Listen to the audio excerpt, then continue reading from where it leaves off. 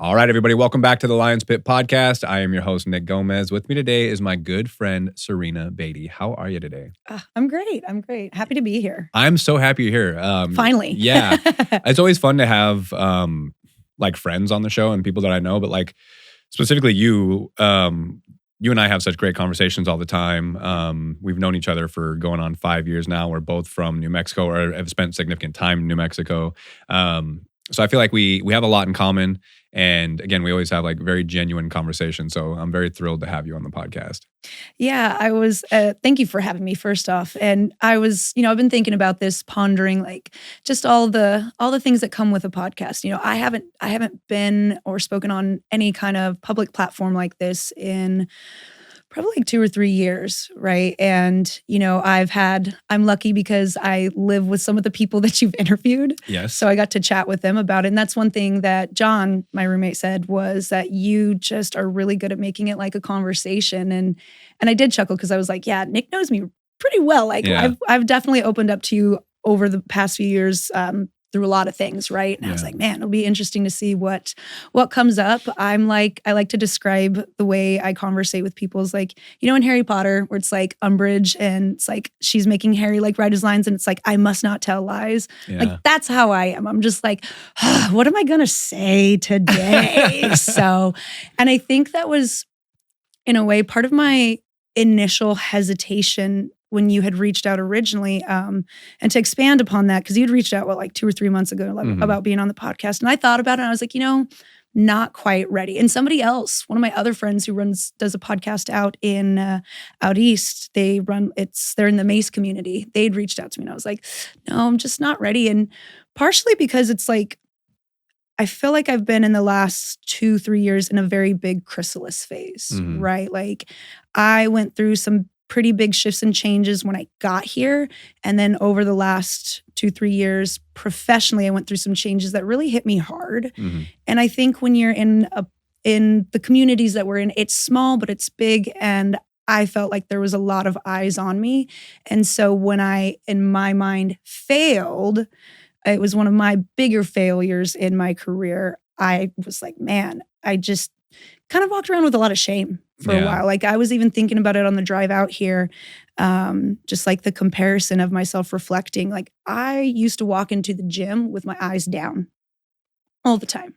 And it wasn't like I was scared of people, but I wasn't confident in who I was or where I was with that. And I think when you had reached out, like I said, initially I just wanted a little bit more time to be in my bubble. Like I was so focused and finally in this good headspace. And I just pretty much started at my new job at Heat Boot Camp and ADHD. I was like, just keep your blinders on for a little bit more. And when you'll know when you're ready to like open up in a way, it's like, I don't want to be dishonest. I can't. Right.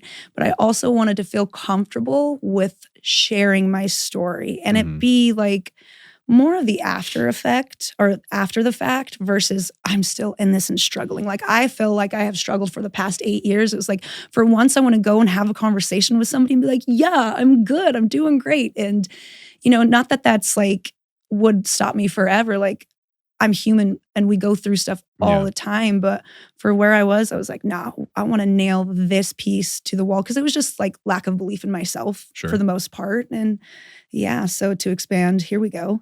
Yeah.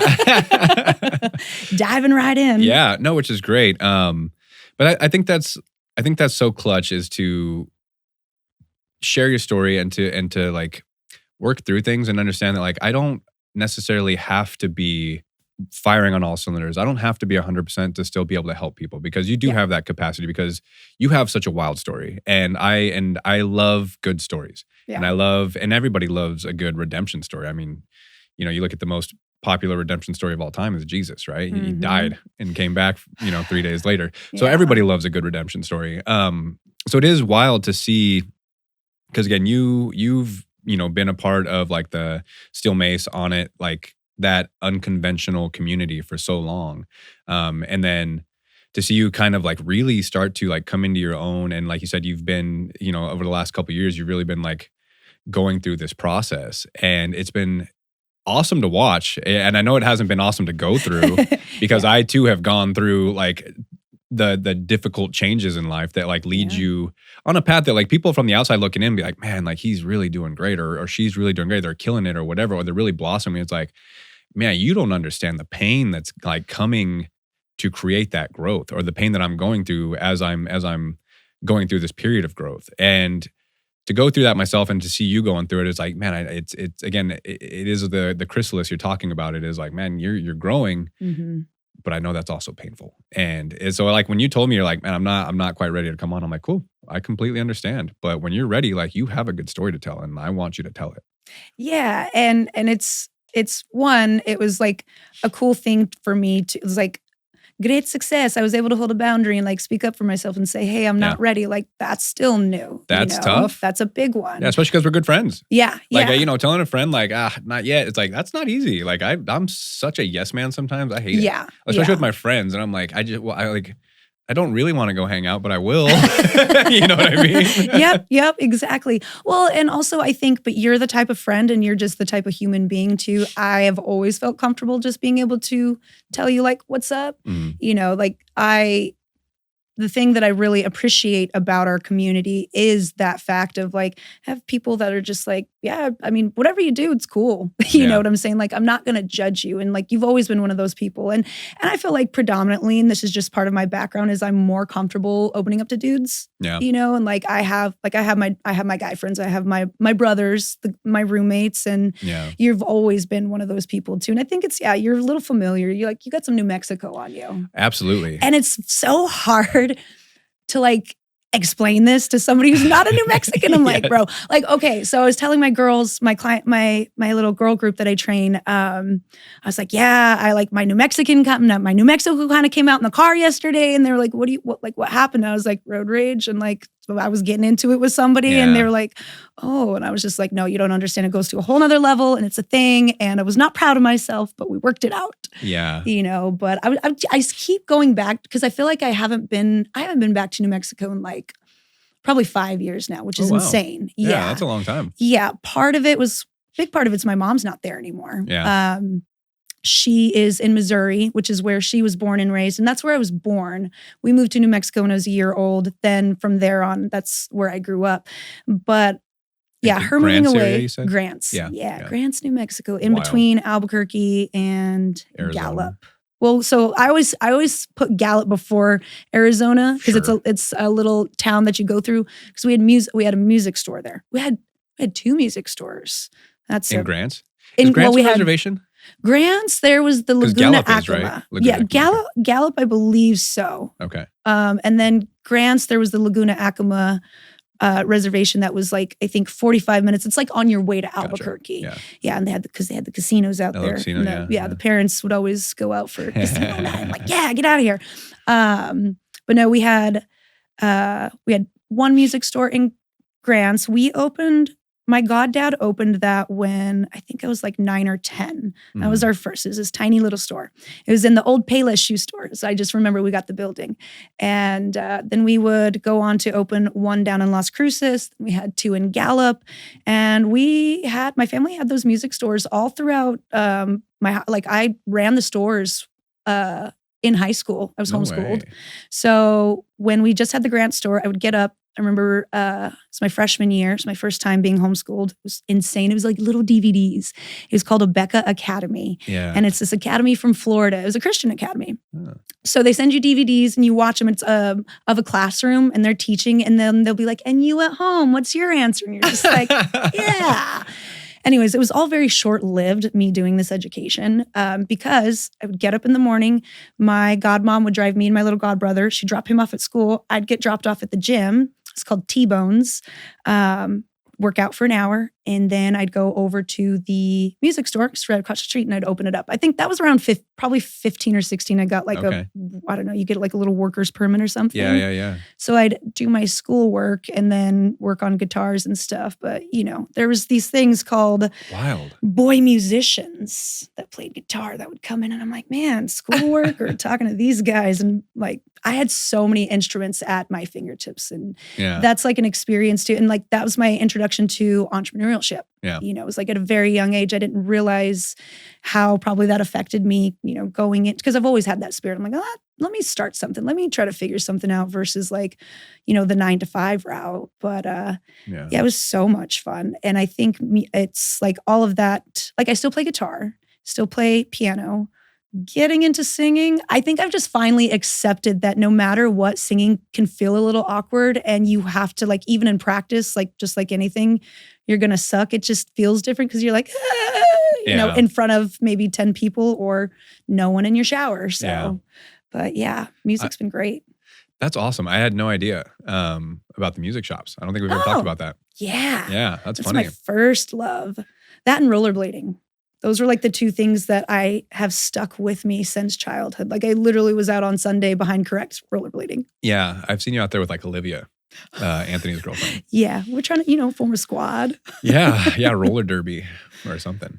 I actually, I haven't done roller derby, but I used to, they have like a little medic team for the roller derby girls here in town. Okay. And so my massage mentor used to work on the girls, do like prehab work before their events. And I used to go with them. So I'd get to sit there on the sidelines and like, you know, we'd go assess like if they had an injury or something or be part of that. But it was so cool. They're brutal. Yeah. It's funny because I always kind of comparing roller derby to women's soccer. Like I always feel like women's soccer players are so much tougher than guy soccer players. Dude, have you seen that clip of the New Mexican soccer player? Man, I know her husband. No, you don't. Yeah, he played baseball. Yeah, because it's such a wild highlight. I mean, she's just like beating the shit out of these girls, like pulling them down by their hair and like elbowing them in the back and stuff. Yeah, she ended up marrying a guy who made it to AAA with the Blue Jays. He was a baseball player from Albuquerque. Oh, cool. Yeah, and I remember like playing with him like years later in like the men's league, and someone was like, "Man, you remember the highlight or the clip of that girl that like the New Mexico soccer player that's just like beating the shit out of everyone?" I'm like, "Yeah, it's hilarious." He's like, "Yeah, that's his wife." I was like, "No way." Wow. Yeah. Damn, don't forget to do the dishes. Yeah, I know, that's right? Yeah, women. I mean, my ex that you know, she was a soccer player. Yeah. But so kind of to speak to that experience with her, but kind of to tap back into something we were talking about earlier. I know in the yoga community, you guys say what, like the light in me sees the light in you. Mm-hmm. I feel like you and I have always had good conversations. And the same reason why I get along with MMA fighters is like, I feel like the damage in me sees the damage in you. You know what I mean? So I feel like that makes it more real. No, for sure. Yeah, because I was going to say, to go back to that girl that I was dating, like I never really felt comfortable around her because she had such an easy life. Yeah, and I'm like, you don't get me at all, but you're hot, so I'm gonna stick around. You know what I mean? Like, you're honest. Yeah, and No, it is interesting. I mean, it's not to say, you know, not to speak for you, but it's not to say that we judge people for having a better life. But sometimes it's just things don't quite match up. Yeah, you know? Or like mindsets. Like I work my butt off every single freaking day. And, you know, there's things that I will accept and things that I won't accept now, especially because of the background and things that I've grown up. And I'm just like, yeah, I might be a little rough around the edges, but I'm inherently a good person. Yeah. It's just, sometimes I'm like, yo, we don't need to pay for that. We could just do that ourselves. Yeah. You know? Yeah. It's probably a good character building lesson. For sure. Yeah, right. Yeah. No, I don't know. But if that makes sense, it's just like, I don't necessarily have a judgment of anyone's lives. If anything, like I like to humanize everyone as much as possible and then just see what happens after that, if that makes sense. Yeah. Yeah, and I agree. Like I don't judge. Like I dated her for 4 years. Judge thee not. But it's just one of those things. Like if you haven't gone through certain things, like it's really hard for me to like connect. Yeah. Like it's hard for there to be like a genuine feeling, and that's not everyone because obviously I have good friends that have been well off their entire lives and we're still good buddies. Oh yeah. But I feel like the people that I tend to connect with the most, like I said, like I've always felt like I've bonded better with like the MMA fighters versus training. I love the MMA fighters. They're great. Yeah. But like versus like training, like a high school baseball player that has been on like all these like club teams and select teams and stuff that you have to have like a lot of money to play for. Yeah. I'm like, don't get me wrong, great kid. I love working with him. Or even like going into like professional athletes, like if you haven't gone through that, like it's kind of hard to really meet me at that level. And so, like I said, I feel like that's one of the reasons why we've always had such genuine conversations. We vibe because we're fucked up. Yeah. Yeah. But we're here. We're still happy. And we're still doing the damn thing. And we're here. Damn straight. I can relate to that on almost like in a flip perspective, because I think I like to say, I've been saying this a lot, is like I had to get a little life on me. I had to get some life sprinkled on me. And sometimes, like, I'm 33, going to be 34 in a couple months. And this is the most adult I have felt. Like, there's a feeling to it. Every now and then I'm like, oh yeah, I'm fucking adult. I pay my taxes and shit. Yeah, I know, right? I took out the trash today. I didn't run anybody off the road. And at the same time, like when I moved here so context too, for anyone that's watching, I moved here to Austin in spring of 2018. That decision came very quickly because November 2017 is when I took my first on academy certification. I took foundations. Very nice. Those moments that like people will speak to where it's like, and that was the moment things changed. Like, I don't remember all of them, but a couple of them, I'm like, oh yeah, I think that was one. Like, I remember sitting in the Austin airport, which is like the coolest airport ever, by the way. And I was sitting there, like looking at my certification. I was having a little whiskey, celebrating all the things. And I was like, how do I go back? Yeah. It was also the first time, like, John and Shane had said some things to me that was just like, they say things and you're like, oh my God, I can change the world. Yeah. And it was basically like that. I saw something, I felt something, like with the mace, which was the tool that I connected with the most from on it in the beginning. I was just like, man, I don't know what, but I can do something with this. I'd never felt this type of energy, right?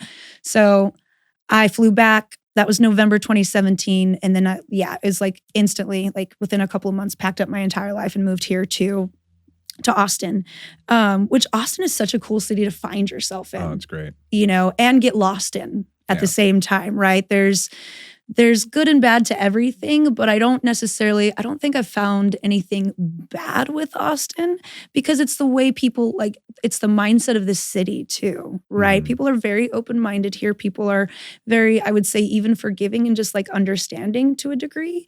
And it was a lot for me to take in at first. It was like, New Mexico's not like that. Like, we're friendly, we're going to have your back, but it takes you a minute to get like in. Yeah. Like, I remember that was always my thing. I was like, I just gotta be cool. And these guys will like me, right? It's like when I worked at Dirty Bourbon, I met all these. God, I can't believe you worked at Dirty Bourbon. Yeah, I found pictures today. It's so cute. Me in my little hat. Oh my God. I miss it. It was so fun. I gained a lot of confidence from that job, being security.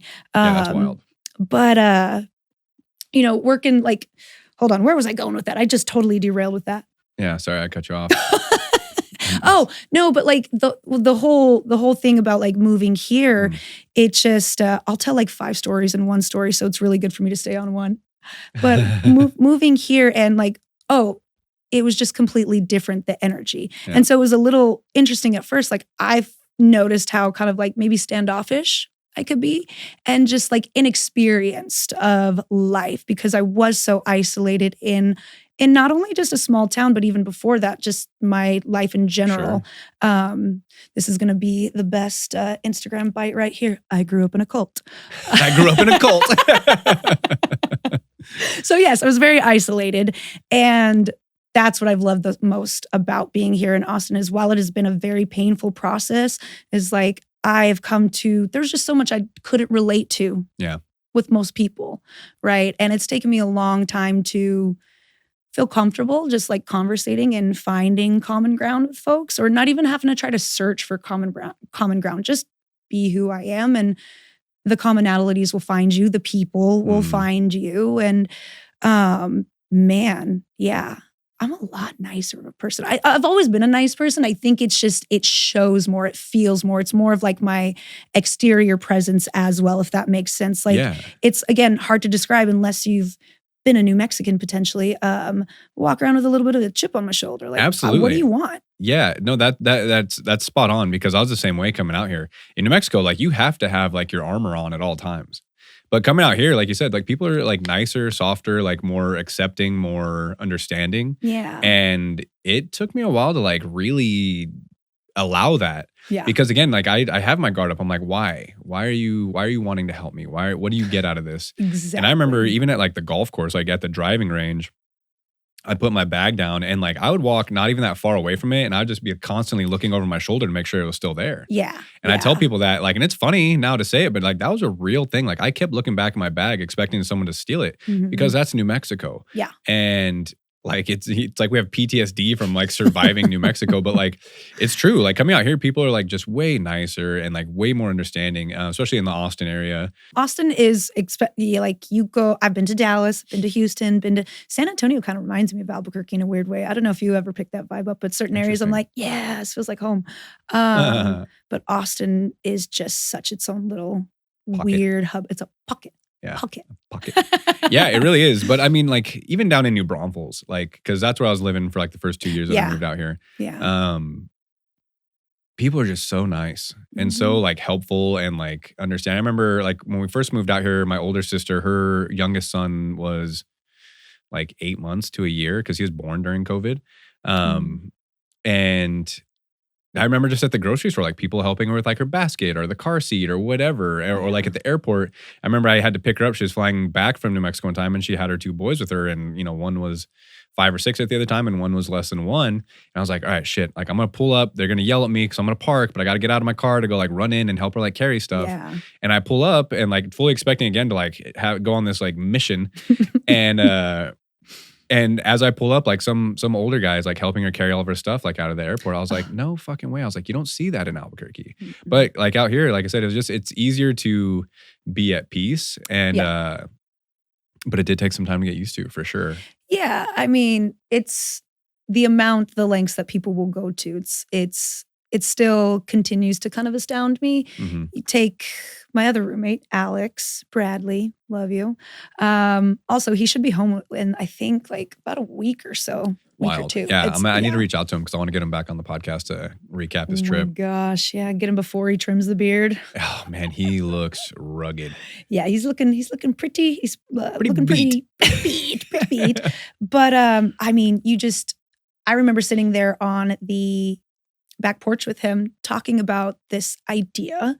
And we've talked about AJ a lot. And, you know, he lost his best friend to suicide a few years back. And that's hits close to home for me just because I've struggled with suicidal ideation for the majority of my life. And, you know, to see how many people, like, one, Alex is very gung-ho and he puts the action behind the word. And that is the big difference between, you know, him and a lot of people and achieving their goals and success is that action. But with that action, he's also really good at asking for help. And, you know, people here are really good at saying what they can offer. It's typically not a no, right? Yeah. But the way that our gym community specifically at Correct has come to support him.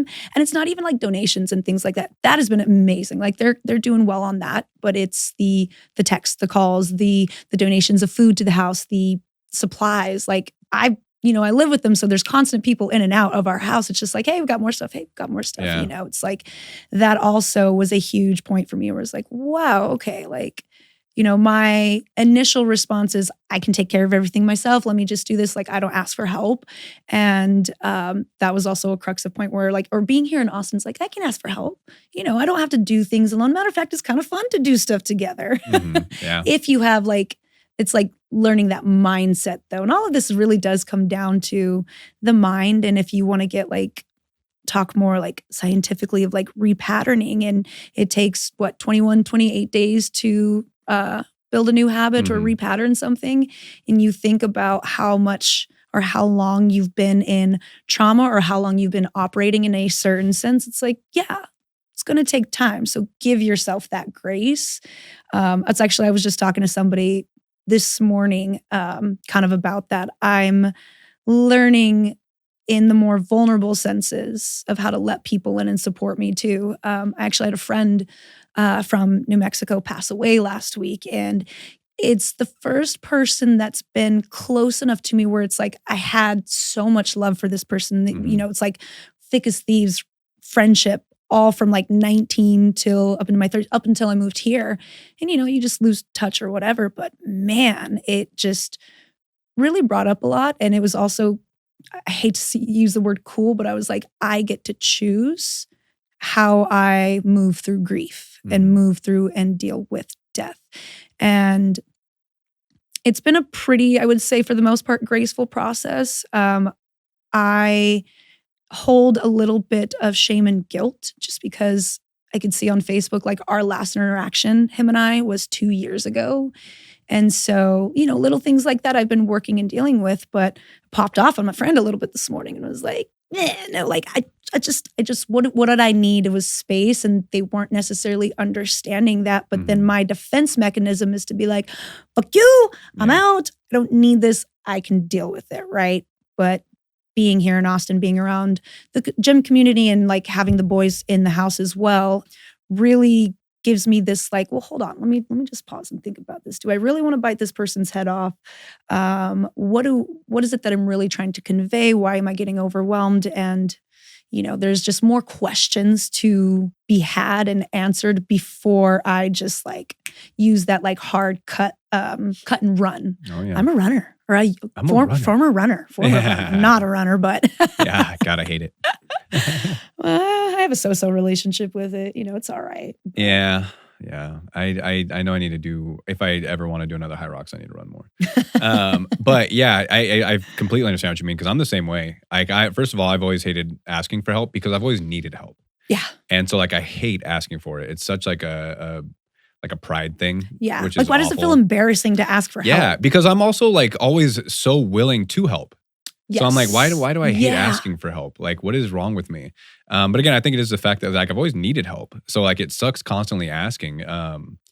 Because like, growing up the way that we grew up, it's like, fuck man, times are hard. And like you just need help.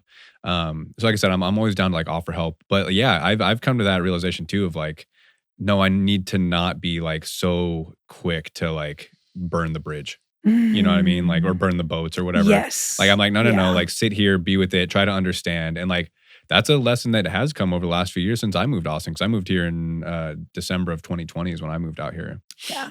And I remember my moment too of like, wait, why am I not out here?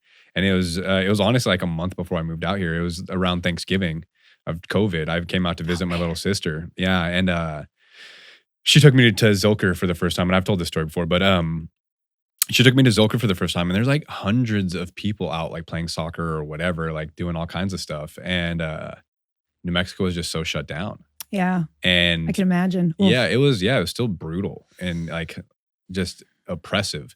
And I come out here and like people are living their lives. And I'm like, man, why don't I live out here? And I was like, well, I'm single. I don't have kids. Like, why don't I live out here? I've always loved coming to visit. It very much reminded me of San Diego the first time I came to visit. Very like,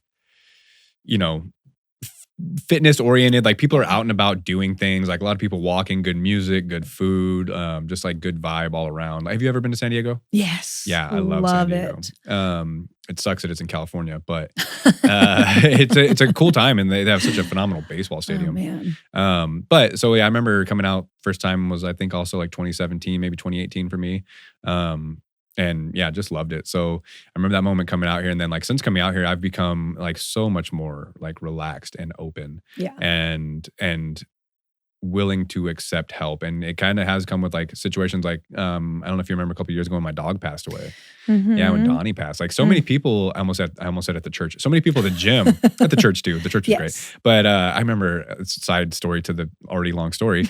But I remember a lady like coming up at church, like part of the like prayer team. And she's like, hey, I heard your dog passed away. Like, I just wondered like if I could come pray with you. And I just started bawling. Oh. I was like, of course. But then also at the gym, like so many people like coming up and like offering to like cover classes for me. And like, it was just so amazing. It's one of those things I'm like, man, there's like just coming out here is really helped me be more peaceful. I mean, if you were to ask certain people, they'd say I might still have some anger issues, but that's mostly on the road. But yeah, it's been so cool coming out here, and then like I said, kind of like see you almost like going through the same kind of journey is been very interesting to watch. Yeah, it's like I can think back of like how many mornings or just times I've come into the gym and like how many times I've just been like running to you and I'm like, I need a hug. And I just start crying, right? But I I mean, you don't understand it really when you're in it. And I was also a little bit younger, like I was in that mid to later 20s when I got here. And I also, even though I was doing this incredible, cool thing for myself, I was doing something also that I felt was extremely selfish because I was in a very committed relationship. I was living in Espanola, which is just up above Santa Fe, and working in Santa Fe as a massage therapist. And I, for lack of better terms, felt like a stepmom. You know, my boyfriend at the time had a kid, and I was just absolutely in love with that life. It's very hard, right? Because I felt like I had two different splits of what I wanted. And I was always, and still to a point, am trying to figure out how to put it all together. And that's, I wanted to be the wife and a mom and like a household, the whole thing. And I'm a country girl, right? So I was in the perfect place. We were up, you know, like I said, Espanola is a small country town. And like on the weekends, it was going over to our friends' houses and helping push cattle or helping buck hay, or like somebody always had something that needed to be done. And then we like, all the kids were there. Everyone was there, like the boyfriends, girlfriends, wives, everyone pitched in. And then we'd all go cook, you know, drink some beers and like have our fire, or like we'd go to Dirty Bourbon or go two-stepping. You know, it was such a, I do love and miss my life in New Mexico. There's a lot of it that I really miss. And I think that's why part of it is hard to go back. It's also because that's an entire chapter. Like going back to New Mexico also means I go back to face my family in a way, even if I don't actually see them, like my godparents who were the ringleaders of the cult that I grew up in. That's just, it's such an energetic kind of thing, right? Yeah. And also because I broke that relationship up really quick, and it devastated him, and it devastated his child. Like he was I came into his life when he was like 4 and left when I was like around 6. And granted, now they're fine. He's like got remarried back to actually his ex, and they've had more kids and stuff. So like, I'm pretty sure it seems like it's all worked out, but like always have a lot of love and respect for that person and that time in my life, right? It taught me a lot, and I hold that, like, I will always hold that type of, you know, country kid energy. And I do take a lot of pride being a New Mexican, honestly. For as much as we talk shit about. Yeah, you need a badge for that or something, a Medal of Honor. Yeah, Purple Heart. Well, and you know, just like, I don't know, Espanola's community. And then I would go up to Chama, which is where I really fell in love with like northern New Mexico. Chama's beautiful. Yeah. That's the thing, is like there are different pockets of New Mexico that people gotta visit. It's funny, I'm a New Mexican and I haven't even been like down south. I've never been to White Sands. Yeah, same. What's wrong with us? I know, and people are like, oh, I love White Sands. I'm like, cool. Do you? Yeah. Like, I've never been. Like, I don't know. It looked cool. I was like, yeah, sledding in some sand. All right, like whatever. I never went down there. Yeah, but also again, I didn't really go down south much either, unless it was to like the southeast pocket, just because they were in our district in baseball. So we'd go to like Roswell all the time or Artesia. Okay. Yeah, and then depending, I don't know why, but sometimes the route to get here from Albuquerque, sometimes I drive through Roswell, sometimes I drive through like Clovis. Okay. So yeah, it just depends. But like the south middle part of the state, like Hatch, Las Cruces, those kind of areas, like I haven't spent a ton of time in there. Like Socorro, like I don't know Socorro at all. I've never really been. So I've actually been down to Socorro quite a bit. I had some friends down there. You're not missing much. Yeah. Socorro almost was like Alamogordo. Worse than... Not Alamogordo. Where's Alamogordo? Yeah, I've been to Alamogordo. This is exactly what I'm talking about. Yeah, where are the labs at? Sandia. The Sandia Labs? No, Sandia Labs. Los Alamos. I always mix up Alamogordo and Los Alamos. Los Alamos is up north. Los Alamos is beautiful. Yeah. That area is super beautiful. Yeah. Alamogordo, I drove through once on the way back up from Cruces after a baseball tournament. I think I slept through most of it, but it did not look pretty. Dude, trick-or-treating up in Los Alamos was clutch because all the rich people live up there. Yeah, we knew what we was doing. Yeah, the full-size candy bars. Holy crap. Yeah. And great like little haunted houses and stuff. Oh, nice. But yeah, no, coming to terms, like I'm getting to that point. Now it's just like a matter of a funds thing. I'm like, I'm trying to go to New Zealand next year and do a bunch of different things. I want to do like 5 high roxes and a bunch of stuff. Yeah, here's the thing with high rocks though. I freaking love it. Obviously, I think I've done like 3 now. My mind as a coach, like I want to do jujitsu again so badly. And I'm just like, okay, there are 2 different routes. And granted, I know like there's like Maria, right, from 10P, Isaza. She's like a freaking crushing. I think she's a blue belt. competing all of those things. And she just did her first high rocks. She signed up for a half marathon. Yeah. Yeah. I'm so proud. I'm so proud. So I think it's also my mindset of it is like, like I said, if I go all in on something, I'm just like all in obsessed with that. So I've given myself that goal for at least 5 this year, and I'm going to start training jujitsu again with the intent of potentially at least doing maybe like a Thursday night jujitsu next year at some point. Wow. I don't want to get ahead of myself, but I like anything that I do that has that competitive side to it. I think that's why I fell in love with Hyrex, because I was never a competitive person. Yeah. I don't like to, I'm just like, I'm okay, that's fine. Like, I don't need to go into my ego, or I don't need to like get disappointed or any of these, like, I don't need to express any emotions other than I'm here and I did a good job. Yeah.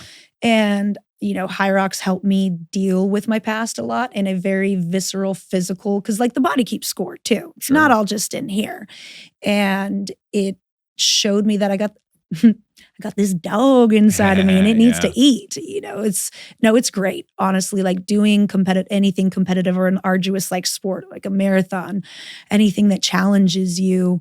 For me, it's a great release. Like you were talking about having maybe like people think you might have anger issues. Like I've still struggled with trying to figure that out or not. I can be really brutal off the cuff, and I'm just like, ooh, sorry, didn't mean to say that, but it's so channeling all of that and understanding where some of it comes from. And also just like, I think I'm just a little bit more of a blunt person, and I've learned how to finesse that edge of myself. Because I think sometimes we just need people to tell it like it is. Yeah. You know what I'm saying?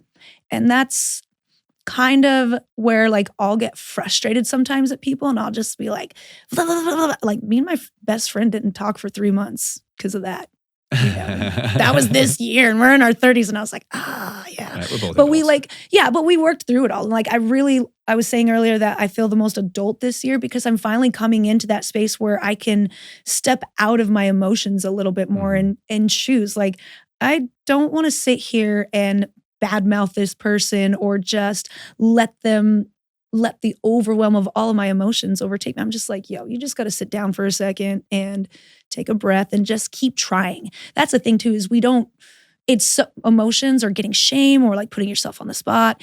That's a lot of just like feelings, and not everyone wants to do that over and over and over again. Thank God I'm a coach, and thank God I work out, because I had to put it in that context of reps. I'm like, these are just emotional reps.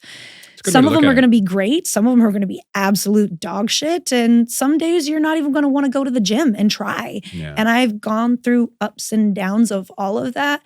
It's like, I had often wondered how much of the nitty gritty I would actually get into of my past, and the through line, I think, of the message of me, like, yes, I grew up in a cult from age 0 to pretty much 19, and like would go back and forth throughout my 20s. But the abuse and the manipulation and all that pretty much started to cease. And I think it was because I aged out type of thing, right? And it was more like, okay, let's just kind of smooth this over. But throughout all of that, whether it was like mental, physical, or just any type of abuse or form of control and manipulation, the through line of what I've come to find at the end, being 33 now, is it's your power of choice, and that was never given to me. So that's what I've been building into, is this power of choice for the emotions. I just didn't have ownership, so everything felt rocky. Everything's a mess. Any type of situation. Freaking like sometimes walking into the gym and just like being like, hey, can I use that dumbbell? Couldn't do it. That was a conflict in my mind. So when it comes to more sensitive subjects, like having a disagreement with my best friend over something, but bottling it up or not knowing what to do with it till it gets to this powder keg moment, and then I blow up on her and I throw all this stuff, and it's like, okay, I did need to talk to you about some things, but I probably didn't, like, you did not deserve all of that, because there was like probably 5% was about you, and the rest of it was about everything else that's probably happened to me. So when I started keying into that, I was like, ooh, I'm popping off on people, like all of this stuff. It's like all started to come to a head. But it was just like, how do you work on all of this and try to have a relationship and try to have a job and a life? And it wasn't just one job, because again, if I have no emotional boundaries with all of these other things, I have no emotional boundary to say, no, I do like to help out. And I wanted, when I'm coming here to Austin, being in this awesome place and community with people like that are accepting, like I wanted to be a part of that more. And I wanted to be cool. And, I got a little bit, I think in the beginning, like I was so comparative in certain ways of like, oh, okay, so what you're saying is I need to have a car like this. I need my face to look like this. I got to do X, Y, and Z, right? I got kind of looped into that for a little bit. And that really halted a lot of progress because I was so fixated on all the wrong things. Yeah. And then that would just be this loop of, all right, well, I keep crashing and burning and saying yes to more things so I can pay for this lifestyle and, all of the, and like I should be a manager for the studio and I should be teaching and I should be educating and, oh, now I can work on it too. Like, oof, on it was always the dream job. Sure. That's why I moved here. Moved here for On It and the Mace. Yeah. And it wasn't like the route that I've worked for On It basically since 2018, but just in so many different ways, shapes, or forms, right? Whether it be like for influencer or for doing, being a model for certifications or clothing, this, that, and the other. But the job that I really wanted was to call myself an On It gym coach. Yeah. And so when that finally all happened, that was about 2020. I'd been working for Black Swan since I think 2018, 2019, I think. Yeah. Just teaching hot on it, which is the heated steel mace and kettlebell and yoga class. Super fun. It's a great class, yeah. Yeah. We kick ass, we get down. Yogis are awesome. I loved it. Yeah. I've done it a couple times and it's something, especially as I get into the fight camp, like I want to start incorporating more. I think about that, like I have these conversations a lot of like where the functional tools play into things and where they do make sense. And I think they make sense anywhere, but also that's my personal opinion, right? But for fighters and stuff, it's like, okay, like all the rotation and stuff, like there'd be like probably like I could give you 3 specific mace moves and be like, do these. That's what you're doing. But anyways, here we go again. Yeah, right. I know. And that one was my fault. I was like, damn it, I'm taking us down a different route. Anyway, so you got in with Black Swan. Yeah, Black Swan. And then I think it was like 2021 was when... That sounds about right. I just remember having a conversation one day in the gym with Tim Kurtz, and who's another On It gym trainer.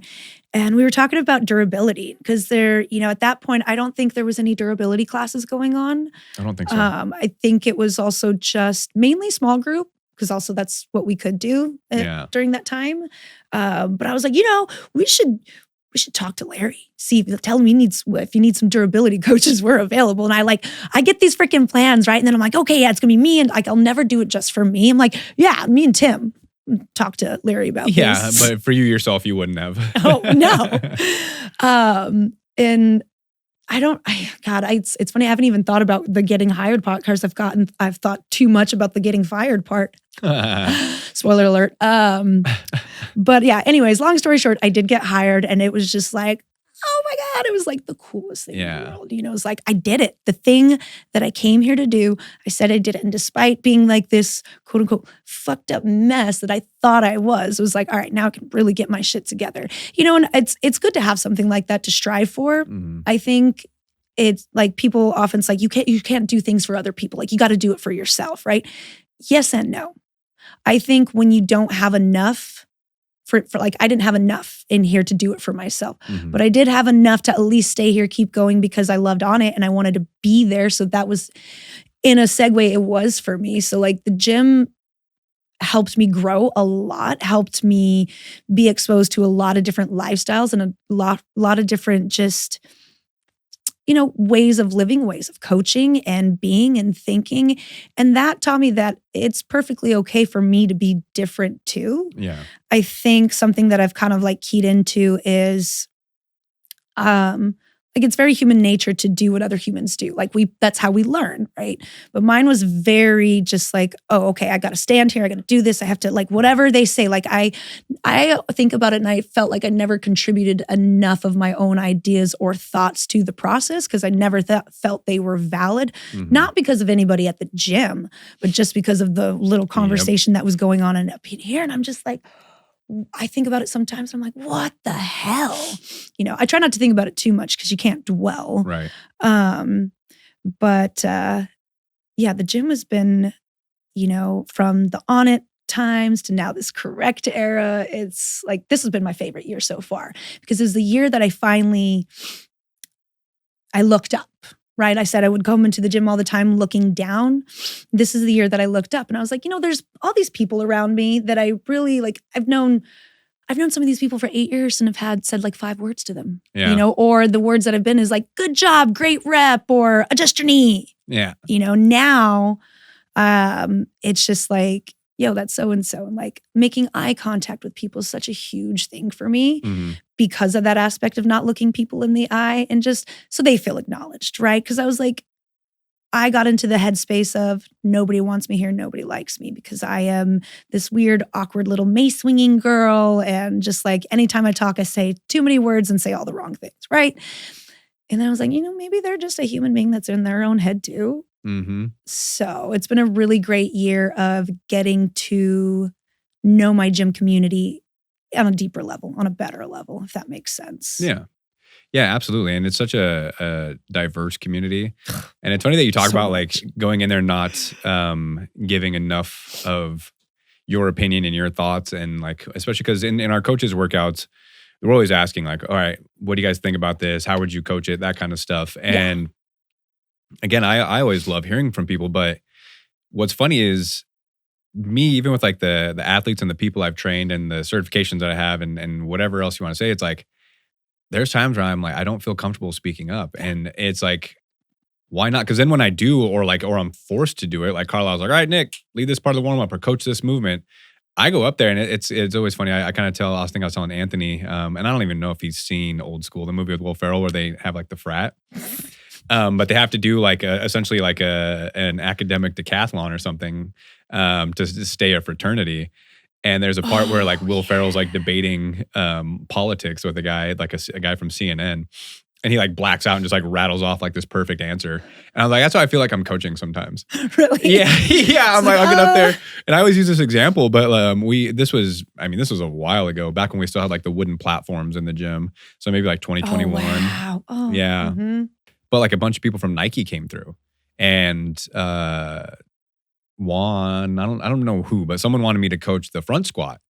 And I was like, all right, cool. And again, there's like a group of like Nike people.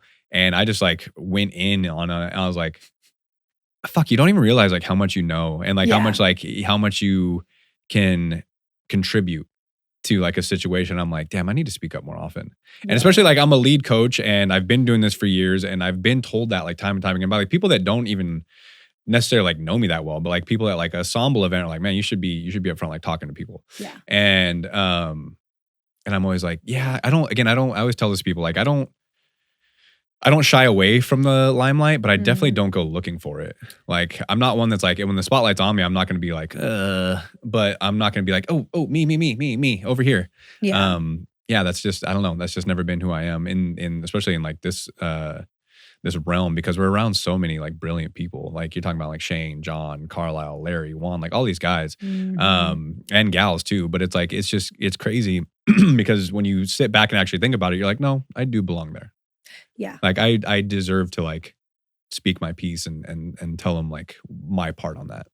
Yeah. I also, from an outsider's perspective, I agree with that. Like whenever you speak, people listen, and I was so excited when you said that you were launching the podcast, because I remember how many times we, talked. There were so many things that we would like talk about doing. And then it's just like, all right, another year's gone by, right? Like, but it can go like that, and that's what I caught myself in last year. And that's why I think this year especially has been so different, is because I got to the end of the year and I was just like, okay, literally everything that was on my list at the beginning of the year is still here. Of like, okay, friend kind of called me out on it. I talk about New Zealand a lot, about going out there, and that's where I'm going to retire because I want to live like a hobbit. I was going to say you knew the Lord of the Rings tour.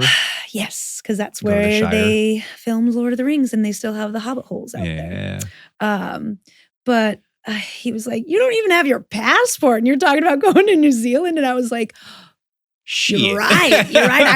I haven't done any actions. I haven't put anything forth to make this tangible, right? Like sometimes I play it like I live in this like, or I feel like I would live in this small bubble of like, I can't do that. I can't do that. Like I can't travel across the ocean and go to Europe or go to this place or that place. And I think that's where it's like when they talk about people getting stuck in their ways or like, you know, things get harder to learn new things when you get older or whatever. It's like you start to kind of calcify. And I just remember kind of like feeling that last year. And I was like, I'm 32 going on 33. And like kind of a blink of an eye yesterday, it was like 8 years ago, I was just getting here. What am I going to, do I want to waste more time? Not to say that I've been wasting time, but it's like, okay, let me get a little bit more intentional here. That's why I wanted to work really, really hard on like my bigger issue that was kind of just bleeding into everything was anxiety, depression, and my lack of belief in self and the way I felt. So I feel like I took a lot of steps, positive steps this year. I took myself as far as I could the last 6-7 years, needed help. And so I did. It's little things like no matter how I felt, I was going to show up to the workouts Monday and Wednesday because also I still can. Like that's freaking cool. And I know that's a privilege. Yeah. I know it's a privilege. It is. Yeah, it's awesome. And so it's like, all right, movement, got to have it. And I got to do movement that I know I'm probably not going to want to do, right? It's like, I'll get through block A, our first block, and I'm like, okay, that's cool. Like, block C or block B. The cardio block is at the end. I'm like, I don't need to do that. I did enough. My central nervous system's fine. And then I look around, I'm like, are you really going to be a little bitch and just leave? Right. I'm like, let everyone watch you leave. I'm like, nah, we're going to stay. And every time I stay and finish, I feel so much better. Oh, like, for sure. Even physically too, like, yes, it's taxing. Nobody likes to do freaking, the 500 meter like ski and stuff like that. And it's just like, yo, this is so cool. Like we get to fucking push our bodies to the max. That's where it's like die together. And that didn't shift though until this year. Like I was always like injured or feeling like something hurt or something hurt in my head or in my heart. And there's so many fucking excuses. And the one solution to it all was just showing up. Yeah. And that's just on the facet of movement. I got health insurance this year, which was a huge whoop whoop right stuff. But yeah, I mean, getting a little bit. I've been very much like Eastern medicine. I do a lot of holistic supplements and things like that. I mean, that's also why I loved Onyx. It had stuff like Alpha Brain. It introduced me to so many things. I was like, wow, I can really take care of myself, and I don't need a lot to do. Like, I don't need a pharmacy. Thank you, a pharmacy. Think of it. But getting into I like Western medicine. It's like, I like to bridge, the gap with certain things. It's like, it's nice to have, your blood work done and things like that. Yeah. And like, yes, I know you could get that paid for and all that. It's expensive. But it was just really cool to take that step, another step to advocate for myself. I got to get linked up with a therapist, and she is a trauma-informed therapist. And I have looked at... Wait, what does that mean, trauma-informed? So they are more, I guess they apparently, from the best way I can describe it is like I'm more of a special case just because I have some pretty intense fucking abuse.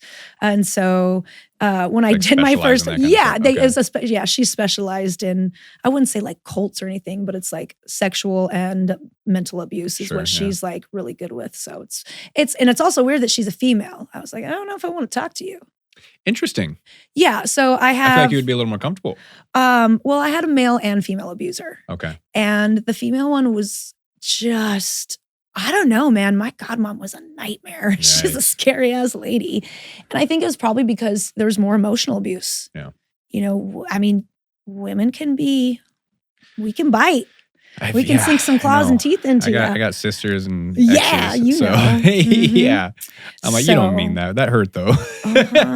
Oh, that hurt. That's what my friend told me this morning. He was like, that was mean. I was like, oh, shit. Shit. Yeah. That was the New Mexico in me. That really was. I'm like, oh, you don't get it. And I really can't use that as an excuse because I'm too old for that. But still, but she just, she was really, really mean to me. And I think it was more so because the way this works, and it's, and it's very interesting to like talk about this too, because I always I'm very protective of my mother. My mom was abused probably more than I was in some regards, but so there was my goddad, his wife. Technically, my mom would be kind of like a second, and then eventually I'd become a third. So I think it really was just she didn't want to put up with me or my mom. She didn't like us, but that was just the way it was, type of thing. But when my mom, they started, when I started getting big, they've always tried to manipulate me against my mother,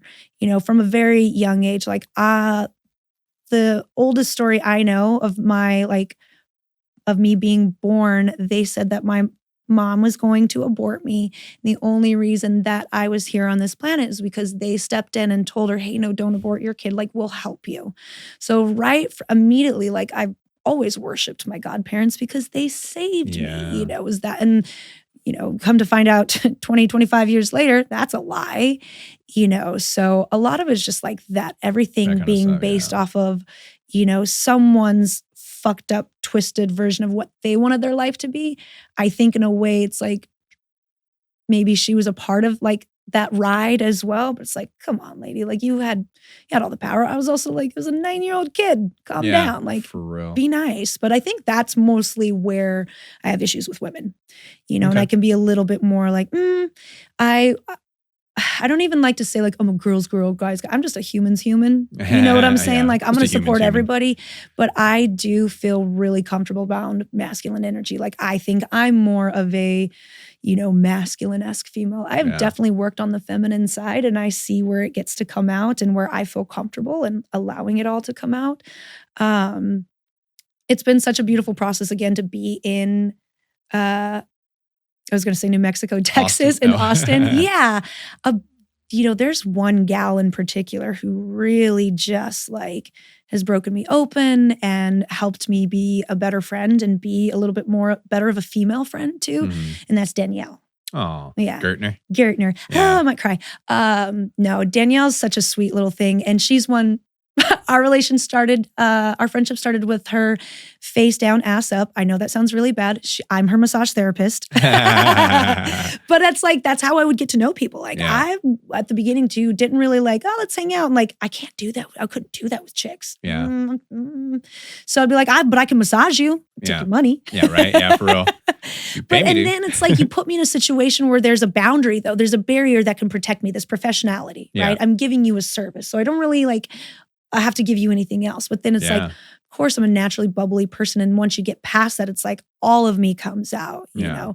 I don't know if I'm doing a very good job of selling myself as a good person, but it's very complex to be a human being. And like I said, I didn't want to come on here and not talk about the truth and the complexities of it all, right? And that's what makes you who you are. Yeah. Yeah, it's not all this surface level, everything's great shit. Because again, the people that haven't had to go, into the depths of their own soul, I pray that most people never have to go through what I've gone through. Yeah. But I am so grateful that I've gone through what I've gone through. Yeah. You know what I mean? Same. And I'm sure you feel that because it's I wouldn't change it. I feel I don't know if a lot of people could, and this might sound egotistical, but I feel maybe not a lot of people could survive that.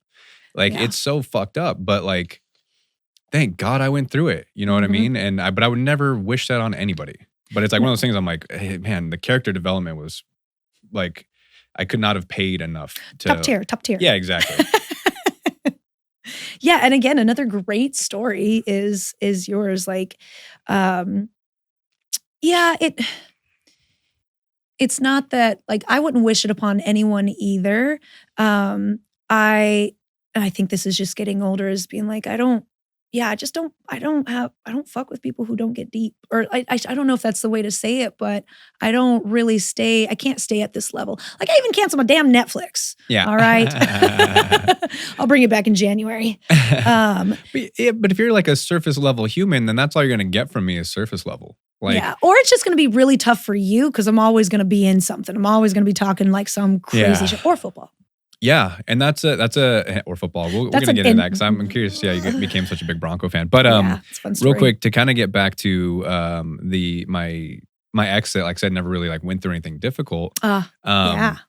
I could tell that she would get uncomfortable when I would have moments of like rawness Mm, because she didn't know how to handle it. yeah. And like whether it was me, dealing with my dad passing, whatever the case may be, like she just didn't know how to handle it. And I could tell it made her uncomfortable and I felt bad. And I shouldn't have to feel bad for me already feeling bad. Yeah. You know what I mean? And Yeah. so like I said, like it is one of those things where if you're a surface level human, you're gonna get surface level interactions. And that's okay. But just know that that's what we're going to keep it at. And I'll have my in-depth real life conversations with my in-depth real life people. Yes. And yeah, I think it's like no harm, no foul, right? Sure, You just yeah, learn, there's you nothing just learn against where to that. place people too. Yeah. I also, once I, started becoming more friendly, or just trying to like let people in more. I thought I had to let everybody in. I must not tell lies. I have to give everything to everyone. Yeah. But then you start to kind of realize that there's these like outer rims and circles, right? And then you get to the circle, to the middle, and that's me.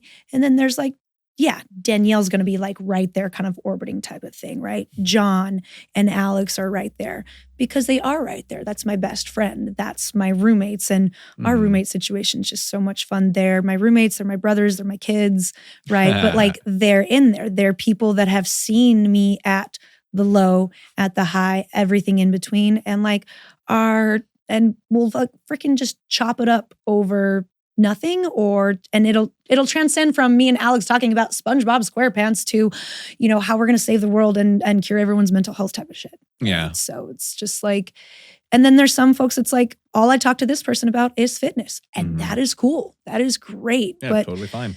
To give yourself that reprieve too, at least for me, of like being a people pleaser and being more of a yes man, to say, hey, I can say no, and it doesn't mean it's bad. No isn't necessarily bad, but to unscrew that in my head in order to have like better quality relationships too. Because if I am trying to fulfill all of these and everywhere, like, and trying to meet people at their level, it's like I had to accept that I had depth to me and that these are conversations that I'm actually not interested in. And that's okay.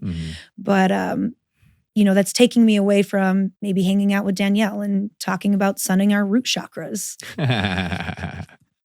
Yeah. If that makes sense. Yes. But it takes those people to kind of like bring that out in you or like bring that level of comfort. And I'm fortunate that I have like, and it's definitely become more of a thing again, kind of moving out here in Austin where like it's such a melting pot of people from all different backgrounds. You have like, the super rich tech people, or you have, people that are just trying to escape a bad situation. And there's just so many people coming to Austin for all sorts of different reasons. And like, yeah, we are so fortunate to be in the network that we're in because we have that ability to like, I can have this fitness conversation with this person. I can have a financial advice conversation with this person. I can have a what's your trauma conversation with this person. And man, it's and also that is not easy. But it came down to me meeting a friend of mine over the last like year, and she like really like pushed me to my boundaries of like opening up and like accepting like, okay, you're acting like this because you've gone through this. And I'm like, fuck, you're right. And I'm 38 now, and I just need to admit that you're right. Oh, and I know, and it sucks. And I'm like, but so much growth has come from that to the point where like I will, like if I say something out of anger, like in a conversation with this girl, I'll immediately be like, I'm so sorry. You know what? I didn't, like that was so uncalled for. Yeah. And I'm like, I just want you to know that like, that is me. That's on me. I didn't mean to say that. Yeah. And I'm like, that's I'm acting like this because of a past experience, and I'm taking it on you, and you didn't deserve that. That is such a good thing to have. It's like also such a good quality in a person to have. And I mean, I think some people have that innately. Some of us, it takes work, but that's one for me that I had to work on. Like if people understand, one thing I've understood is the more you leave something lie, right? Like get into an argument, ignore a walk. It's like when you have your young 20-something relationship and you get in your fight, it's like, well, I'm not going to talk to you. Yeah. I'm not going to talk to you. It like creates so much more negative energy in the space, and it just keeps breeding and breeding, right? Yeah. It's just exhausting. But so it's like the turnaround time to where I handle a situation, right? Used to be very, very avoidant. I like to handle stuff pretty quickly now. Mainly Yeah. too, because I'm like, the quicker I handle it, the quicker I can get it over with. Yeah, absolutely. And again, I'm so grateful for those relationships because like they're so uncomfortable, but like it forces that growth of like, oh fuck, you're right. Like, okay, I'm sorry. Like Yeah. I am genuinely sorry. But those Are we people, past this now? oh my God, Yeah, because like, seriously. It's yeah, like, yeah, But it's like when people also, because like you have to have people that'll give you that grace, right? Like if Yeah. I didn't have Danielle to one, be like, hey, she was so sweet. I remember one time because when I would get in my feelings, I would also be, like I said, standoffish. And I would walk into the gym and she'd be like, hi, and like very excited to see me. Duh, it's my best friend. And I'd be like, what's up? And just walk off and she'd be like, okay. And yeah, she finally one time lovingly was like, hey, like it really hurts when you do that. And like she set a boundary with me on it. And that was the first time where I was just like, oh, you're right. No one's ever called me out, like called me up. yeah, I'm used to someone being like, you're a bitch.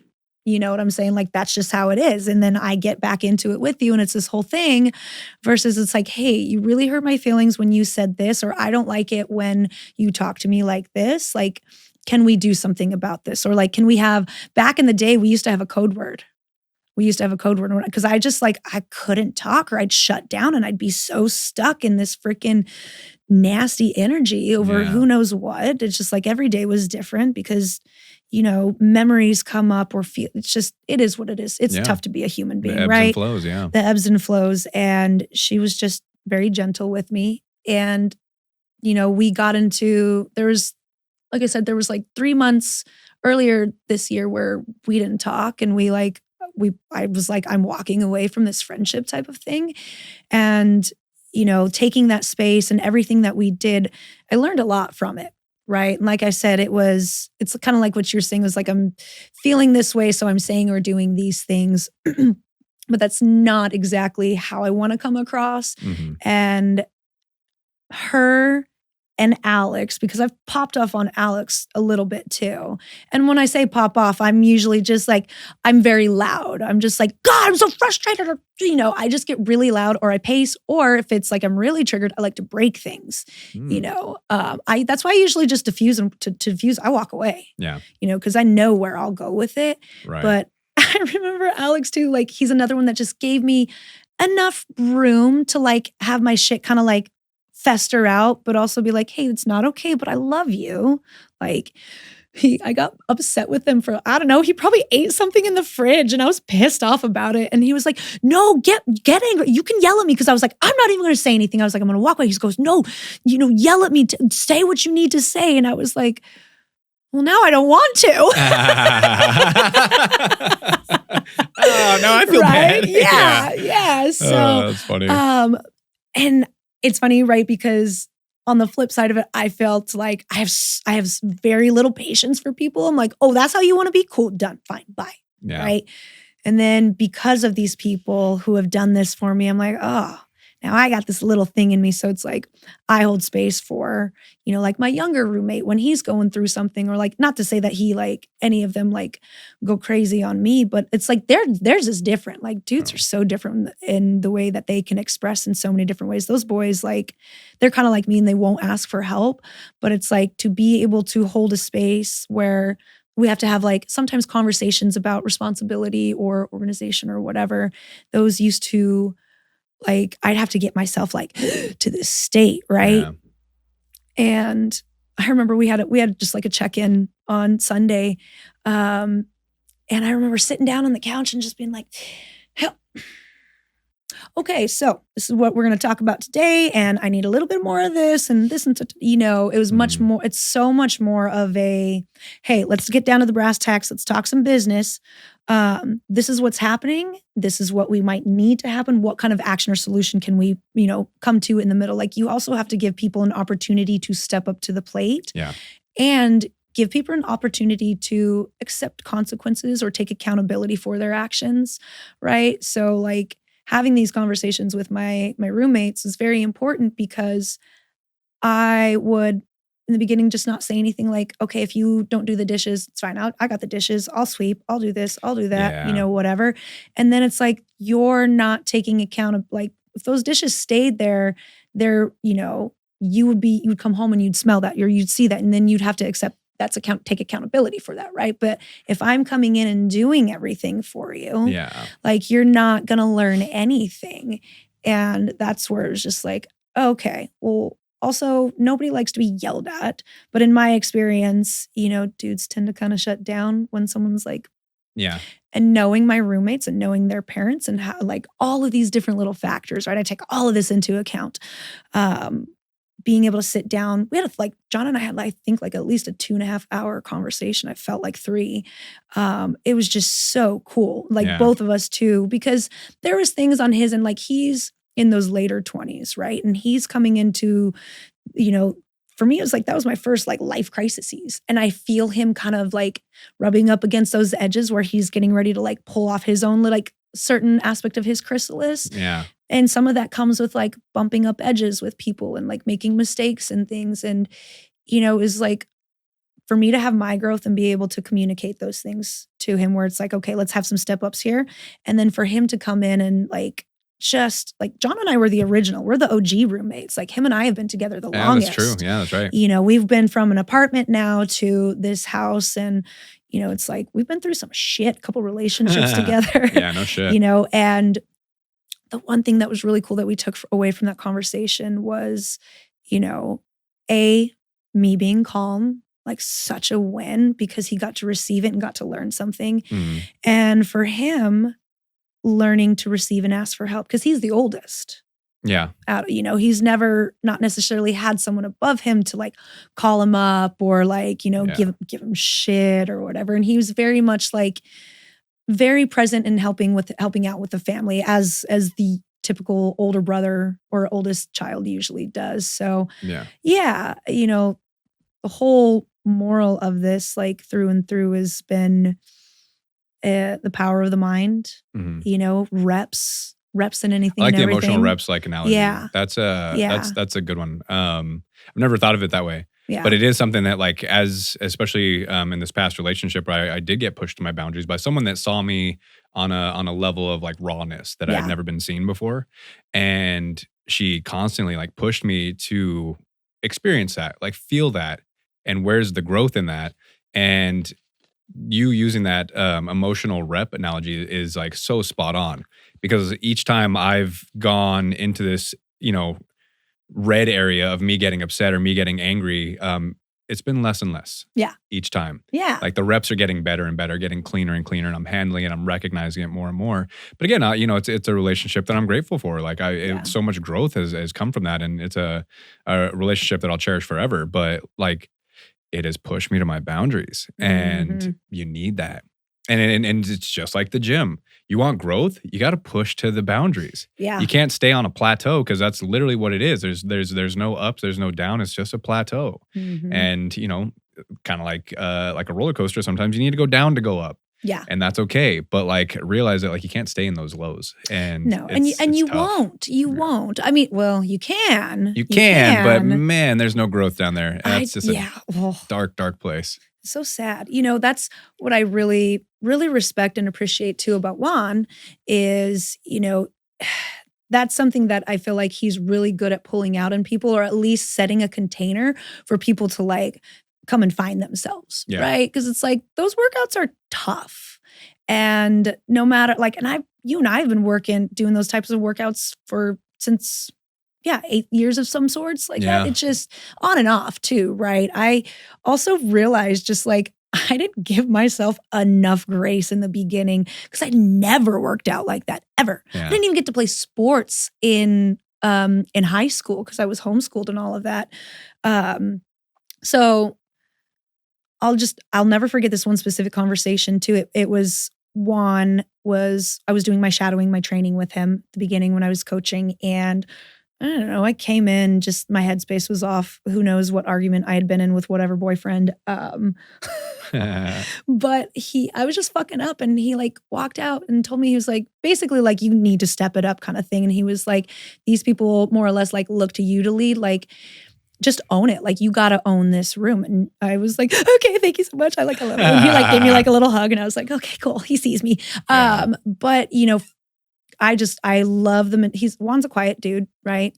But he, like I said, what he brings out in people just by leading by an example of just like showing up, what he does with the team camaraderie. Like I'm going to start like, this is how I'm going to start vetting new boyfriends is being like, you come work out with me and my team. Yeah. You know, or all my friends. I'm like, that's where you really do see who people are when you put them through arduous stuff. And I'm not saying like I want to test every single person in my life, but just gets you to think a little bit, you know, and the emotional reps, the physical reps, to me, in a lot of ways, they kind of go hand in hand because the body does keep score in this way. And I'm just like, as I'm fucking lifting this dumbbell, I know that I'm just like, we're releasing this stuff out through the sweat, and I'm forever grateful for having that container because like I said, I wouldn't have pushed myself if I hadn't had these people being like, yes, you can, and you can do better. I know you can. It's what would we do without the people who make us like really feel like, oh man, I can do better. Yeah. And it's tough to face that reality, but it's so crucial to have those people like, right, you're right. I'm not like living up to my potential or to my standards. Because we hold those standards for our friends. Mm-hmm. You know what I mean? Like if I see a friend slacking, I'll be like, hey man, you're heading down the wrong path. Yeah. Yeah. And it's like, it's hard to receive that. Like when people mirror it right back at you, you're like, fuck, okay. Yeah, you're right. Like I can go harder. I can push more. I can do more, whether it's in the gym, outside the gym, whatever the case may be. I mean, I have even my pastor, to a sense, not necessarily calling me out, but like ask me like, hey, where have you been? Yeah. I'm like, you're right. Like I need to be there more. You're right. Yeah, you're right. No, I get that. And there's also, sometimes it's not about doing more. I had a really big, tough lesson happen to me, for me, if you will. I think it was 2 years ago at this point. I haven't blocked the memory, but it's been one of those where it's just like, I constantly think it was last year, just because it stayed with me so fervently, is when I did get let go from On It. So at that point, so granted, when I moved here, right, in 2018, I still hadn't acknowledged all of the shit. Like I was still very much in this bubble in my mind of like, my family was great. I had a great upbringing. I got an extra mom and a goddad and all these things. And that was the exterior. And on the interior was just like, I never really acknowledged. I wasn't like, oh my God, he abused me or any of this. Like in my mind, I was a failed soldier. I had failed. I had left. I had not fulfilled my mission. And I was also technically living in sin because I was his wife. And if I'm going around and being adulterous with other men, like I'm living in sin. So all of this, all of this is like running in underneath the hood while I'm coaching, right? Yeah. Or like whatever type of stuff, just waiting to come to the surface. And there was a moment, where it all did come to a head, and it just finally was like this, just like big pop, and it was like, oh shit, my life was a lie. Like waking up. My life was a lie. But I remember waking up the next day after this kind of like just huge like realization. It was like, well, the little voice in my head was like, well, got a couple choices. We could keep going the way we're going, just pretend that nothing ever happened, and you're probably going to be dead within a year. Like now I understood right then and there why I was constantly wanting to end my life. Yeah. It was just because I wasn't my life. It was a lie. I was inside screaming for help. And the way I would scream was like, popping off at people, or just like every couple of months, it felt like my life would implode. Like I couldn't hold a job, couldn't hold a relationship. There was just so much. And, to make that decision to cut off from your family was really hard. And I haven't heard from them. Like obviously my mother, my biological mother, she, her and I have the greatest relationship we've ever had, but it was a lot to stomach. And so to try to I am a positive person. So it's like, all right, we'll just keep going. And I do feel bad. I feel bad for Leo. Leo was dating me throughout that period of time. And we just went through it. He was also dealing with his own set of emotions, but I made it through, right? The moral of all of it too is I made it through all of that. And these past years have not been easy. It all came to a head though when I did get let go from On It. Mm-hmm. And it was just like I'd already had too many marks against me kind of thing, right? It was just I'd say yes to too many things, pick up too many classes, spread myself too thin, not wake up to sub a class, And it's like we're lucky enough that there's typically usually a couple of coaches in the freaking building that can step in, but it's like once was too many. 3 probably, it's like, Larry was very gracious with me and they knew what was going on. And I tried and tried and tried. I tried as hard as I could. Yeah.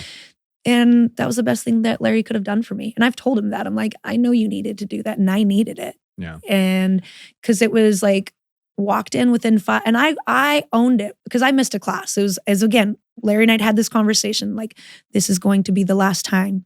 If this happens again, I'm going to have to let you go. Yeah. It's like, all right, like, I get it. That was at the beginning of me being a contractor too. I was getting my massage business going, all of these things. It's all lining up, doing great. And then I was getting ready to start, I called it Swan Strong. It was like, I needed to get more personal training clients. And I had been subbing Girls Who Grind, which is Danielle's small group, like kind of like boot camp style. She does like 12 weeks. And I was like, man, I have so many people, so many yogis from Black Swan that want to train with me. Why don't I just do it as a group? Because it's a little bit harder for them to afford the on-it prices. Sure, yeah. So I formed this group and I was like, I'm going to call it Swan Strong because it's an ode to the yogis and we're going to get them strong. And literally it was the week before I had like 15 people signed up for 2 groups. It was so cool. Like I'd done the work. Finally, everything's rolling. I'm like, yeah. I picked up a class. It was a 7:15 class, was subbing for Carlisle. 7:15 or 7:30, whatever it is. 7 a.m.? Is it 7? Yeah. New studio, different So you set your alarm times. for 7:15. That's what it was. No, I'm just kidding. No. What happened was my breaker tripped. My phone died. So my alarm didn't even go because I was like, yeah, I'll get one of those Amazon alarm clocks eventually. Bitch, really? You should have gotten that like 6 months ago. Yeah. But yeah, so that's more or less what happened. And so I called in and I owned up to it with him. And he was like, yeah, we'll have a conversation. We'll have a meeting about it. I went in and it was him and Danica. And I knew it was bad when I saw Danica. And I was like, fuck. Oh, yeah. And I was like, she's not looking at me. Because we're really good friends too. And I was just like, all right, bet. And he said what he had to say. And I was just like, I didn't know how to leave. So I was like, all right, I'll see you later. He's like, take a week or so. Just take your time. Like, you're still welcome to train at the gym and all of that. Like, that's the thing is like, I've never been more like cared for in being let go from a job, but that was, I got in my car and I was driving away and I'm just like sobbing. And I'm like screaming in my car because I'm like, what the fuck just happened? Like, I just blew it. Yeah. I just fucking blew it. And granted, like, I'm still a manager at Black Swan. I'm still teaching classes over there. All of that's good. Got a great massage business, everything else, right? But none of it mattered the way On It has always mattered to me. And so this voice that has spoken to me before, like it did when I was like, okay, I got to choose what I want to do here with the cult thing. I'm going to cut off from it and continue to live in Texas. It was like, you're going to be okay. I just kept saying it. I was like, you're going to be okay. You're going to be okay. You're free. You're free. Because I was finally free of all of that weight and expectation I had placed on myself to perform here. That makes sense. And I knew I would get through the shame of getting fired and all of that. It took a while, but I started showing back up. And I started showing back up in a way where it's just like, put my headphones on and just go into sports performance and be in like a deep, dark corner and just like train and train, and went through a lot, ups and downs with it. But I'm finally on the other side of that. And that's also one of the reasons why I held off in talking on the podcast was because it's like, not to say that this is a correct podcast, but it's like so many people from our community listen to this. And it's like, if I'm going to reintroduce myself into the community and I'm really going to let people know who the fuck I am, like, here's it all. Here's all of it. And yes, I am very thankful that I got fired. Would I love to be rehired? Yeah, absolutely. Am I waiting for that? Absolutely not. Yeah, you're a different animal. Absolutely not. Yeah, like I also know that, and this is respect to On It, and this is respect to Correct, but I am a mother freaking badass coach, and I have got to put that first. I have to put myself first, not On It. Yeah. not Black Swan. And in, like I said, in a respectful sense of the business and like Sure. what serves me best. Like Alex Earl and I were having a conversation. CEO of Correct, CEO of Black Swan. We love him. Call him Alex is the man. Daddy Swan. Yeah, Alex is the man. He is the man. I don't know anybody that like doesn't like Alex. Like everyone, like members, like people I've golfed with, everyone's like, yeah, Alex is dope. Yeah. And he's an Aquarius too, like me. We're airheads. That sounds about right. Yeah. But we were having a conversation, I think it was like 2 weeks ago in the coaches workout, because Black Swan is going through some shifts. They just hired on or promoted 2 of our yoga instructors. They are doing city manager together now. Wow. These 2 ladies too, Tiffany and Brett, they're badass. They're also instructors and teacher trainers. But they had opened up each studio will get like a studio lead again. And I used to do that role and then a little bit more so, just because the way they had the manager role structured back then was a little bit different. But we were chit-chatting about it, and he'd asked me, he's like, well, why didn't you apply? And I was like, because I didn't want to make the same mistake twice. You know, I said, if there's any role I want to get rehired for, and I did not get fired from the management position. They dissolved it. I was doing a great job. But I said, I didn't want to make the same mistake twice. And part of this process of taking a step back from on it, right, in this whole period was understanding what I wanted, because I took the manager role because I needed money and I was good at it and I was kind of already doing like organizing and things, and it was like that kind of yes man energy. And also I can be pretty good at anything I do if you teach me, right? Yeah. I can do pretty much about anything. But what do I want to be? What do I want to do? Where do I see my life going? Mm-hmm. Do I want to be sitting behind a computer just like this all day on Slack? Or do I want to be coaching people? Yeah.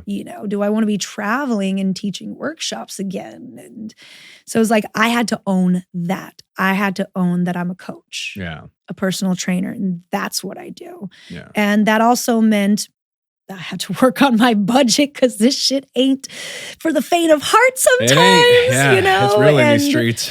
I also didn't go right back to a gym either. I took Swan Strong and started operating it out of my apartment garage, and turned that into a little gym space, which funny enough is like, I got like flooring from the gym. They had like torn out a bunch of it, and Rochelle was still with us at that time, or still working for us, and she had her little truck, and I was like, hey, let me borrow your truck. And it was just like throwing these big pieces of rubber. So it's like whenever I walk into my gym, I'm like, I get pieces of on it. Yeah. Yeah, that's awesome. But yeah, I ran that. We've done, I don't even know. I stopped counting. We used to call them season 1 on this season of Swan Strong. But this is like year 2. And it was started in the apartment garage, moved to the house. And then this year, August, was when I finally started at a new gym. Yeah. Yeah. It's been awesome to like see you continue to show up like for yourself and to go through your growth, like we've been kind of talking about. But like your resolve and like your determination has been like very admirable.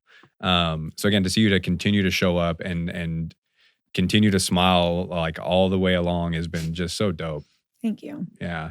And it's been awesome to like have you come on and share that, because like I said, we had talked about it a little bit, and at the time you're like, no, not yet. And I'm like, cool, I understand. And you did reach out, or not reach out. We were just talking in the gym. You're like, all right, I'm ready. I'm like, sick, let's get it. So again, it's been great having you share that. And it's been great like getting to witness it all.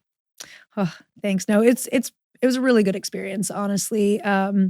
There's so much you could judge yourself for in a situation, right? Like, people don't like hearing themselves speak, or this, that, and the other. And I'm like, one of my clients, one of my massage clients, his name's Noah Roulette. He runs Raw Dog Run Club. These boys, they're young men. They're so great. But they're so passionate. And the one thing that I love that he says is, he's like, you got to post it. You got to say the things, even if it's cringe, like just go for it. Fucking send it, have the conversation, go on the podcast. It's like, I think Anthony was, he was talking about, I guess he might have gone he said he went on a rant on his second episode with you. And I'm like, bro, you're literally the best though when you go on a rant. Like, don't even listen to your episode then if that's the case, right? Like, I think the one thing I love the most about my role and what I'm good at doing is getting people like, I'm like, yes, the fuck you can. Yeah. I don't care if it's the best rep, but you did it. You know what I'm saying? So like, if you can get on and have that conversation on a podcast, or if you can have that conversation or just try to bridge that gap a little bit with somebody, it's like, just try reps. Yeah. Reps. One rep at a time, one step at a time, one breath at a time. Yeah. Because you don't know who it's going to help. No, And you never know. You have no Yeah. idea. Like, I'm so oblivious. Like, I really am oblivious to how many people I've helped. Hot On, it's gone through a transition. So the class is for Black Swan, and the students got a hold of it and they were pissed. Like, they're like, yo, well, if you leave, we'll follow you wherever you go. And I'm like, well, I don't want to leave. I like Black Swan. I'm like, no. Like, don't send any bad emails. Don't get me in trouble. Put that email on me, Ricky Bobby. But no, they really came out of the woodwork for me. And it's something that I'm continuing to tap into now. Like, oh, just get ready. 2026 gonna pop off. Like whose lives are we gonna change? Who's gonna come into the fold this year? Yeah. Who's gonna I was gonna say nut up. You can say that. Who's gonna nut up or shut up? Yeah. You know what I'm saying? You did say it. What did I ask you? I was like, can I say fuck? Because I say fuck every other word. So. Yeah, you can say that. But yeah, I think that just that ability to get people to see outside of like what they think of themselves is probably my superpower. I'm like, if I can do it, I have said the worst possible things to myself. I have talked myself out of so many opportunities. So if I can do it, you can do it. Yeah. We got this. Hell yeah. That's awesome. I love that. Why don't you look into this camera, tell the people where to find you on social media. You can find me at ATX Bodywork and Fitness on Instagram. Very nice. Well, again, Serena Beatty, I really appreciate you coming on, sharing your story. That's what this is all about, is like helping people, sharing stories. And I knew you had a hell of a story, so why not get it out there? And I know you've helped a lot of people too. So again, it's you're walking that path, you're talking the talk, walking the walk, and it's awesome. Awesome to see. Thank you. Yeah, I appreciate you coming on. Till next time. We'll talk about the Broncos next time. Yeah, we'll get into that next time. We'll have to run it back for sure, especially after maybe you get some travel under your belt, get your passport. Yes, absolutely. All right, everyone. Well, again, this has been the Lions Pit Podcast. I am your host, Nick Gomez. With me today was Serena Beatty, my good friend.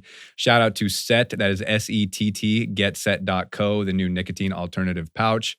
Great for energy and focus, clean energy, clean focus. Give them a shot. And then shout out to correctlife.com. That's correct with a K. That is Aubrey Marcus's new supplement. Great energy supplement as well. And then they also have the electrolytes and ketones. So check them out. Again, Lions Pit Podcast. I'm your host, Nick Gomez. Serena Beatty. Really appreciate you. Don't forget to tune in next time.